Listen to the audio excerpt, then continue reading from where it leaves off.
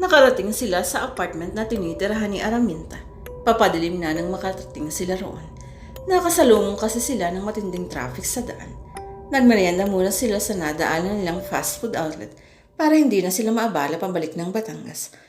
Bumaba sila ng sasakyan pero agad niyang napunang natigilan si Araminta. Bakit? Tanong niya kay Araminta nang mapansing nakatayo lamang ito sa labas ng pinto. Ang susi nasa bag ko. Malamang na naiwan mo sa kotse ni Kevin o kaya naman ay sa rest house, sabi ni Obed. Paano ka makakapasok niyan? Walang problema, sagot niya kay Obed. Yumuko siya ng bagya para mabot ang serador, saka itinapat ang kanyang bibig sa butas niyon. Saglit lang ay may lumabas na usok sa kanyang bibig at pumasok iyon sa butas ng seradora ng pinto. Walang kahirap-hirap niyang pinihit ang seradora. Bumukas iyon. Pumasok sila ni Obed. Hindi na nagtaka si Obed kung paano niya nabuksan ang pinto. Magpakulo ka ng tubig para makainom tayo ng kape habang inaayos ko ang aking mga dadalhin. Sabi niya kay Obed nang makapasok sila. Hindi na niya hinintay ang sagot nito. Nagmamadali na siyang pumasok ng kwarto. Nakapagpakulo na ng tubig si Obed at umiinom na ito ng kape nang lumabas siya ng silid. Hila niya ang isang kainamang laki ng maleta na naglalaman ng mga damit at personal na gamit. Nakapaligo na rin siya at nakabihis. Pantalong maong nahapit sa hita at balakang ang kanyang suot at isang t-shirt na signature na kulay pink.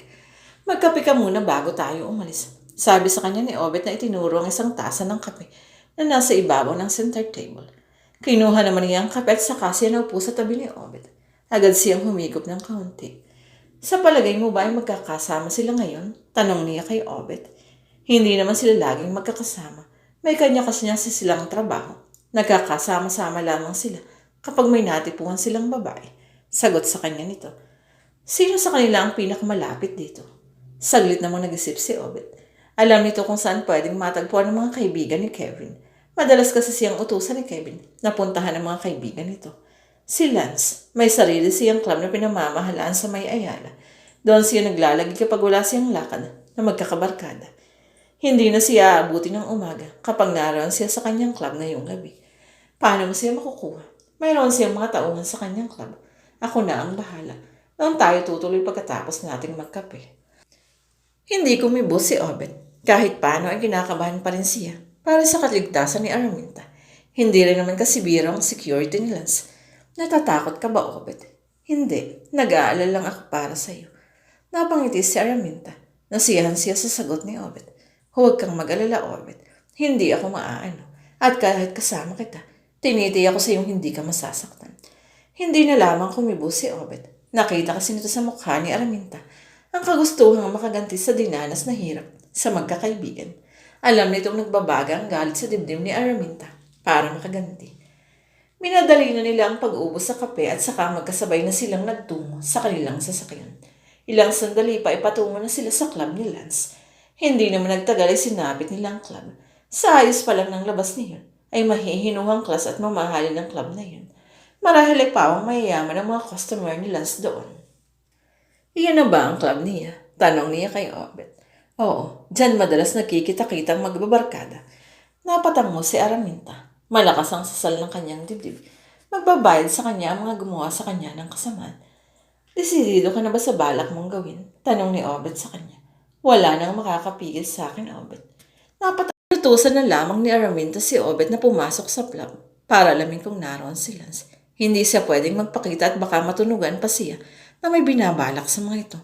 Pinalayo lang niya kay Obed ang kanilang sasakyan at baka may makakita rito. Matagal-tagal din siya naghintay bago niya nakitang lumabas si Obed. Bahagya siyang napangiti. Magsisimula na siya sa kanyang paghiganti. Nakita mo ba siya? Tanong na agad niya sa lalaki.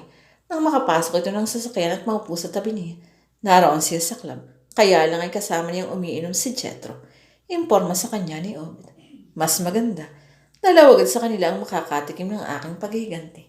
Sabi niya agad na sumulak ang dugo sa matinding galit na darama sa magkakaibigang sumira sa kanyang buhay. Hintayin mo na lang ako dito ha.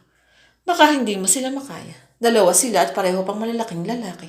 Hayaan mong tulungan kita. Sabi sa kanya nito. Nasa boses nito ang malaking pag-aalala sa kanya. Hindi naman ako aalis dito sa kinauupuan ko para mapalabas silang dalawa. Ang kapangyarihan ko ang magdadala dito sa kanila. Sabi niya rito, basta makaupo ka lang dito. Sumunod naman si Obet kahit nakita na ito ang kapangyarihan ni Araminta, ay nag-aalala pa rin ito. Mahal na kasi niya ang babae at hindi niya gustong masaktan pa itong muli. Dito mo na lang ba sila papatayin o sa ibang lugar? Naalala nitong itanong kay Araminta. Dadalhin natin sila sa rest house. Doon ko ipalalasap sa kanila ang hirap na inabot ko sa kanilang magkakaibigan. Pwede mo ba akong samahan doon? Kahit saan, kasama mo ako sa iyong paghihiganti. Kung kailangang itaya ko ang buhay ko para sa iyo, gagawin ko. Madamdamin sabi niya sa kanya. Tama na nga ba ang kutob niya kay Obet? Kaya hindi siya nito inihulog sa bangin gaya ng bili ng amo nito. May kasiyahan siyang naramdaman sa sinabi nito. Pangako niya sa sarili na ibabalik niya rito ang ginawa nitong pagtulong sa kanya.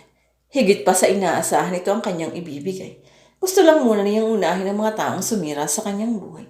Salamat, sabi niya rito sabay halik sa labi nito. Tatapusin ko lamang ang aking paghihinti. Saka natin harapin ang mga nararamdaman natin para sa isa't isa. Sabi niya matapos yan itong halikan. Hindi naman ako naghihintay ng kapalit ng ginawa kong pagtulong sa iyo. Sagot nitong maunawa ng gusto niyang sabihin. Tinakpan na lamang niya ng isang daliri ang bibig ni Obet. Umupo siya ng maayos at dumungo sa bintana ng kotse. Maya-maya ay may lumabas ng usok sa kanyang bibig. Tinangay iyon ng hangin patungo sa loob ng club na pag-aari ni Lance Medina.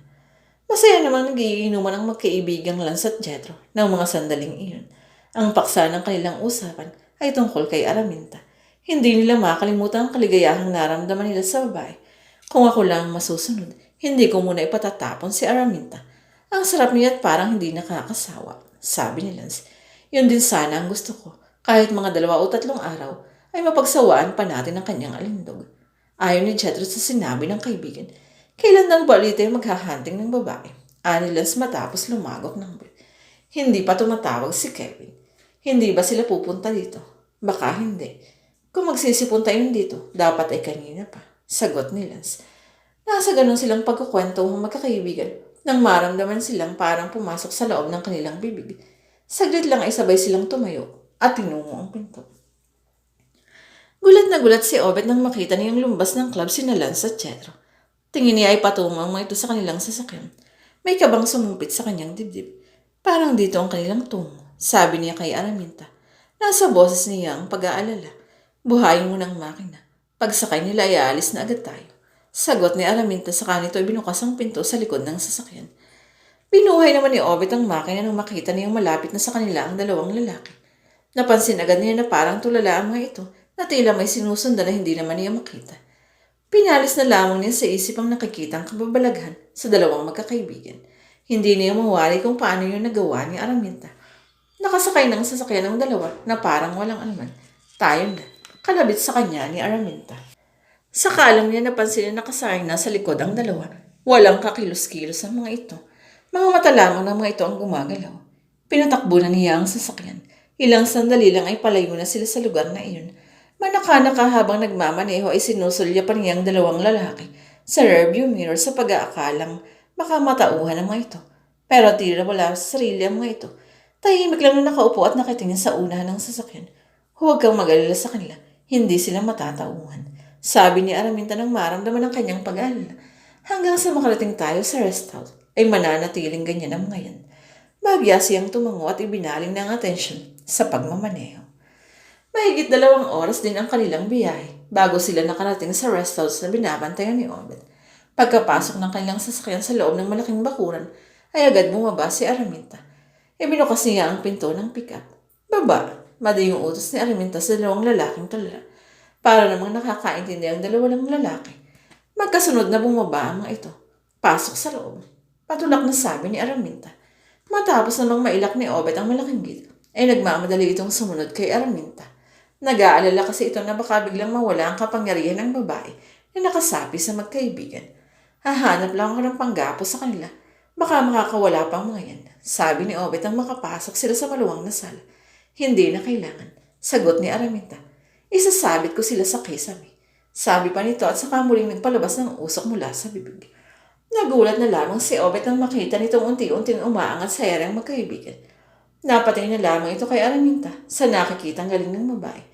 Hindi naman ipinakataas ni Araminta ang 2 lalaki. 2 dangkal lamang ang taas ng mga paa ng mga ito mula sa marmol na sahig.